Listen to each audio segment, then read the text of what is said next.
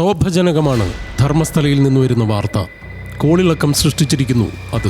തീർത്ഥാടകരുടെ പ്രധാന കേന്ദ്രമായ ദക്ഷിണ കന്നഡ ജില്ലയിലെ ധർമ്മസ്ഥലയിൽ ശുചീകരണ തൊഴിലാളിയായിരുന്ന ഒരാൾ നടത്തിയ വെളിപ്പെടുത്തലിൽ തുടങ്ങിയതാണ് ആ കേസ്.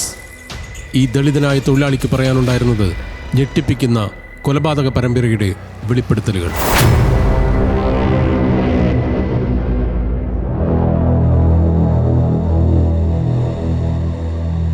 താൻ ശുചീകരണ തൊഴിലാളിയായിരുന്ന കാലത്ത് ധർമ്മസ്ഥലയിൽ പലയിടത്തുമായി നിരവധി മൃതദേഹങ്ങൾ കുഴിച്ചിട്ടെന്നാണ് വെളിപ്പെടുത്തൽ. പെട്ടെന്നൊരു ദിവസം ഒരു പോലീസ് സ്റ്റേഷനിലെത്തി പറഞ്ഞ ഈ വാചകം പോലീസിനെയും കർണാടക സർക്കാരിനെയും ഞെട്ടിച്ചിരിക്കുന്നു. പ്രസിദ്ധമായ ധർമ്മസ്ഥല മഞ്ജുനാഥ ക്ഷേത്രത്തിന് കീഴിലെ ശുചീകരണ തൊഴിലാളിയായിരുന്നു പണ്ടിയാൾ. 20 വർഷത്തോളം ജോലി ചെയ്ത കാലത്ത് 100-ലധികം മൃതദേഹങ്ങൾ കുഴിച്ചിടേണ്ടി വന്നു. അതിൽ പലതും ബലാത്സംഗത്തിനിരയായ സ്ത്രീകളുടേത്.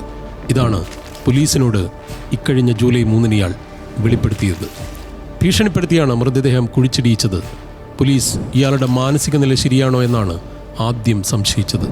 എന്നാൽ ആദ്യ തെളിവിനായി ഒരു സ്ഥലം ചൂണ്ടിക്കാണിക്കാൻ പറഞ്ഞു പോലീസ്. അവിടെ കുഴിച്ചപ്പോൾ മൃതദേഹാവശിഷ്ടം ലഭിച്ചു. ഇതോടെ കേസിൽ വഴിത്തിരിവായി. July 11 Belthangady judicial first class magistrate മുമ്പാകെ സ്വയം പുറത്തെടുത്തെന്ന് അവകാശപ്പെടുന്ന ചില അസ്ഥികൂട അവശിഷ്ടങ്ങളും ഇയാൾ ഹാജരാക്കി. മജിസ്ട്രേറ്റിന് മുമ്പാകെ മൊഴിയും നൽകി.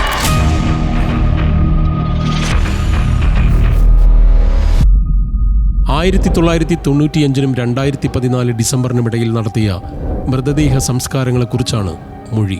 കോടതി അനുമതിയോടെ ജൂലൈ 4 BNS വകുപ്പുകൾ ചേർത്ത് ധർമ്മസ്ഥല പോലീസ് കേസ് രജിസ്റ്റർ ചെയ്തു.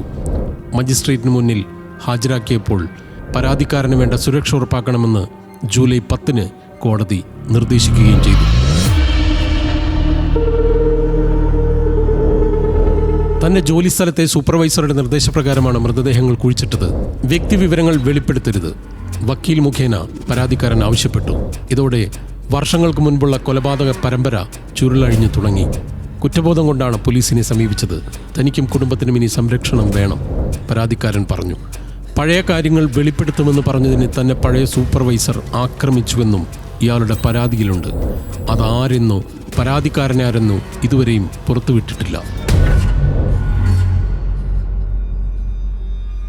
യൂണിഫോമും ബാഗും ഉൾപ്പെടെ ചില വിദ്യാർത്ഥിനികളുടെ മൃതദേഹങ്ങളും കത്തിച്ചിട്ടുണ്ട് പണ്ട്.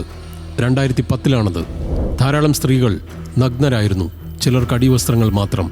നേത്രാവതി നദിയിൽ ചാടി ആത്മഹത്യ ചെയ്തവരോ മുങ്ങിമരണമോ എന്ന് ആദ്യം കരുതി. എന്നാൽ ചില മൃതദേഹങ്ങളിൽ ലൈംഗികാതിക്രമം നടന്ന പാടുകളുണ്ടായിരുന്നു. അതോടെ സംശയമായി. കുഴിച്ചു മൂടാൻ വിസമ്മതിച്ചു. പക്ഷേ കുടുംബത്തെ കൊല്ലുമെന്ന് ഇത് ചെയ്യിച്ചവർ ഭീഷണിപ്പെടുത്തി. പേടികൊണ്ട് ചെയ്യേണ്ടി വന്നു. തെറ്റിന് കൂട്ടുനിന്നാലും ജീവൻ അപകടത്തിലാണെന്ന് തോന്നി. പിന്നീട് കുടുംബത്തോടെ നാടുവിട്ടു. തൻ്റെ സാന്നിധ്യത്തിൽ വെച്ച് പോലും കൊലകൾ നടന്നു. അതെല്ലാം സംസ്കരിക്കേണ്ടി വന്നു. ഇതെല്ലാമാണ് പരാതിയിലുള്ളത്.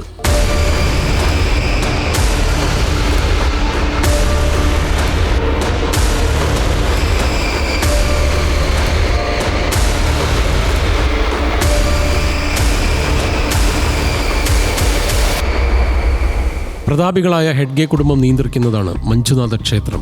സാമൂഹ്യ രാഷ്ട്രീയ ബന്ധങ്ങളുള്ള വലിയ കുടുംബ പരമ്പര. അവരുടെ ക്ഷേത്രത്തിലെ മുൻ ശുചീകരണ തൊഴിലാളിയുടെ വാക്കിന് വലിയ രാഷ്ട്രീയ പ്രത്യാഘാതം ഉണ്ടാക്കാനാകും. ലക്ഷക്കണക്കിന് തീർത്ഥാടകർ എത്തുന്ന മേഖലയാണിത്. അമ്പല പരിസരത്തെ നേത്രാവതി നദീ ഭാഗത്തായിരുന്നു പണ്ട് ജോലികൾ. പിന്നീട് പല ക്രൈമുകളും ഒളിപ്പിക്കാൻ പണിയെടുക്കേണ്ടി വന്നു. കൊല നടത്തിയവരിൽ ഭരണസമിതിയുമായി ബന്ധപ്പെട്ടവരുമുണ്ട് എന്നുകൂടി പരാതിയിലുണ്ട്. ചെയ്തതെല്ലാം ഓർത്ത് കടുത്ത വേദനയും കുറ്റബോധവുമാണ്. പലരുടെയും മുഖങ്ങൾ വേട്ടയാടുന്നു. അതിനാൽ വെളിപ്പെടുത്തുകയാണ്. ഇരകൾക്ക് നീതി വേണം, തൻ്റെ കുടുംബത്തിനും. പരാതിയിലെ ഈ വെളിപ്പെടുത്തലോടെ പെട്ടിരിക്കുന്നത് കർണാടക സർക്കാരും പോലീസും. കോളിളക്കം സൃഷ്ടിച്ച കേസായി ധർമ്മസ്ഥല സംഭവം മാറിയത് ഇങ്ങനെയാണ്.